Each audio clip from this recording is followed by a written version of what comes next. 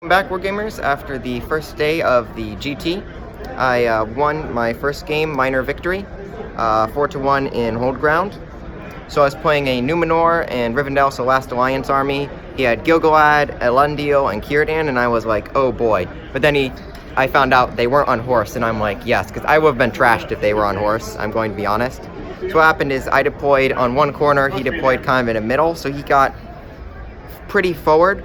But then what happened is he kind of, as I was moving my army up, his two units, I baited like a bunch of guys and Elendil with 2 Grimhammers and a goat and 2 goats.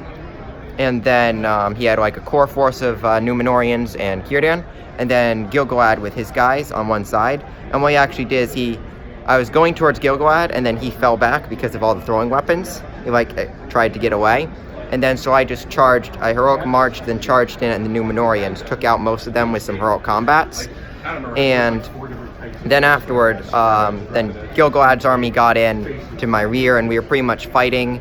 Both our heroes kept having fluffs, like Thor, I kept winning at first, and then Gil-galad and Elendil, they kept fluffing. And then Dane went into Elendil, heroic struck. Gil-galad did a heroic combat, moved into Dane. I'm like, okay, I'm still fight 10, I'm going to be okay. Then I roll, and I get a 5 high, he gets a 6, almost kills Dane.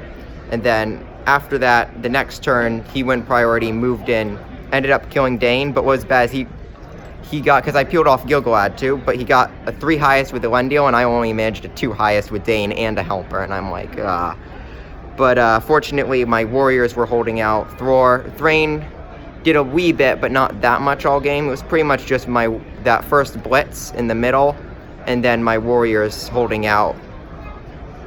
And we ended up, I had broke him the turn before, and he broke me the last turn, so it ended up coming out to 4-1. And yeah, it was a good, fun game.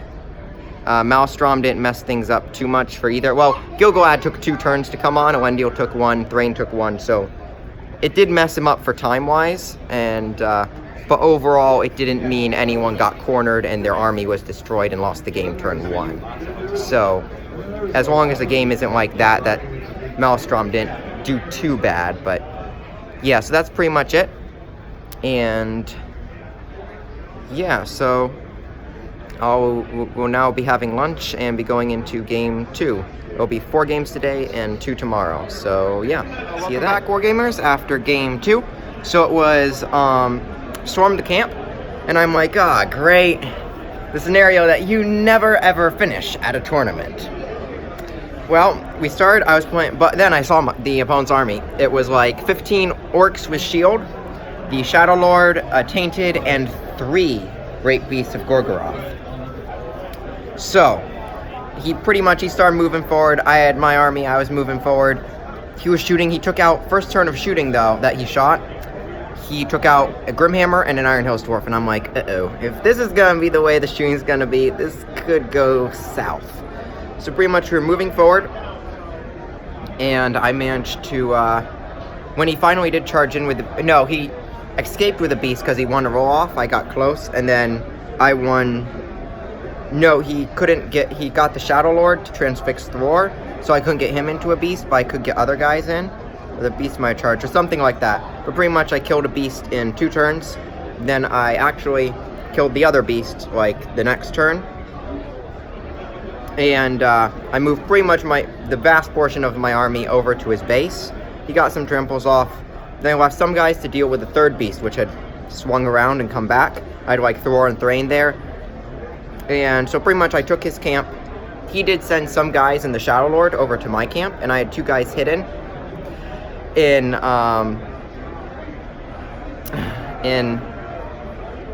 sorry, got distracted.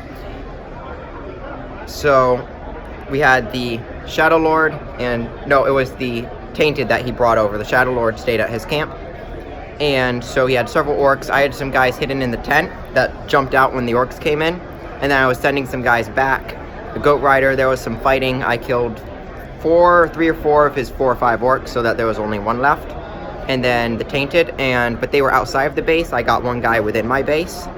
And so I had both bases. I killed his big fell beast, or his final great beast, because Dane had to charge him. Dane had kept bouncing off one orc. He had even heroic combated 5 high with a bunch of guys. And then he charged into the orc, 5 high, orc survives. Another time he got a 5 high again eventually, and the orc didn't. But yeah, the orc kept getting 6s and Dane kept bouncing off him. But then after the great beast died, and so then the game ended, I could have probably tried and attacked the tainted a bit more, but then something could have gone askewy, so I ended up winning 9-0. So, but yeah, so that is pretty much how it went, and I am now on 7 tournament points with a minor and major victory, as well as I think it is either 11 or 12 victory points. So that's how it's going, and I will see you after game 3. After game 3, I got a major loss, unfortunately, so I will not hit the top 1 or 2 tables. But that's fine. It means I do not have to face quite as hard opponents, hopefully. So I guess that works out. I still have 1 more game today. But so yeah, I was playing Jordan Moreno, and he had like 60 Harad, and I'm like, okay, I can do this. I know how to fight Harad. But then I see, and the table was pretty good for fighting Harad, but then I saw it was Reconnoiter, and I'm like, oh no. So I did what pretty much I only could, is I moved up towards the main bottleneck area so that we'd have our main forces. I sent a few guys in Thrain to go after his side. I sent 1 goat on the side who got off. Unfortunately, Thror got compelled off, and I tried to resist, failed. He got compelled in, Suodan hit him. And yeah, it pretty much, he actually survived 2 turns. He won 2 combats somehow, and but then the 3rd one he ended up dying in. And so yeah, he had 7 wounds dealt to him. He managed to resist 2 or 3 of the wounds. Yeah, he resisted 3 using his might point at one point, but unfortunately that was not enough to save him. He needed to save at least 2 more. And so yeah, and yeah, I ended up 25%ing, but I stopped before most of his guys got off, so he only got 2 off. I managed to just break him last turn, and Dane killed his general. I moved into Suodan. Dane got 2 wounds, used his last might, got 3, and then he failed his fate, so Suodan died. And so that ended up coming out to 8-3, so I definitely lost that one, and we'll be seeing what's going in game 4. And so yeah, at least Reconnoiter is out of the way, and I don't have to worry about playing it again. So yeah, I will see you after game 3. As I have to mention, it was pretty fun, because both of our guys were killing or being killed, or like, because both of our guys had such damage output. He had, like, you know, the Harad with rerolling poisons, like Betrayer rerolls.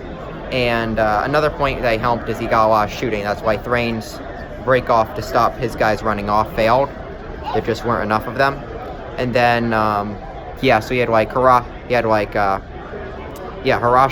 he had like Burley, the fat guys. But then most of his guys were were for defense 4, so my dwarves would tear through them whenever they won. There were some Morannons that were a bit tougher, but I still tore through a good few.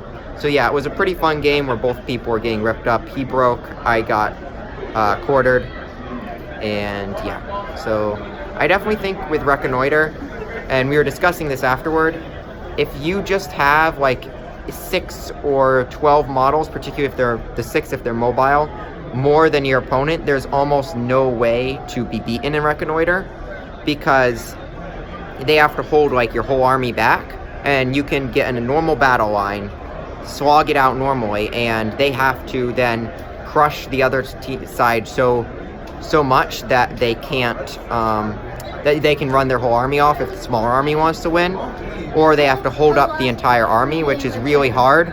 You know, you have to have like 1 against 2s or 1 against 4s or 2 against 4s, and that's really hard for a lot of people to do. And so it kind of makes it so that Reconnoiter is very much whoever has a few more models than the other team, like between 6 and 12, and if it's more than that, it's really, you are not stopping the other team winning unless you like slow play, or yeah, just it's very, very difficult with Reconnoiter. It becomes very much, you generally know who's going to win at the beginning unless everything goes right for one team. So that's a small tangent on Reconnoiter, but it was a pretty fun game where we were just smashing each other up. So yeah, I'll go into game 4 now. While editing this, I saw that the video for game 4 is on day 2 of the GT. So that will be coming out shortly, so be sure to like, comment, share, and subscribe.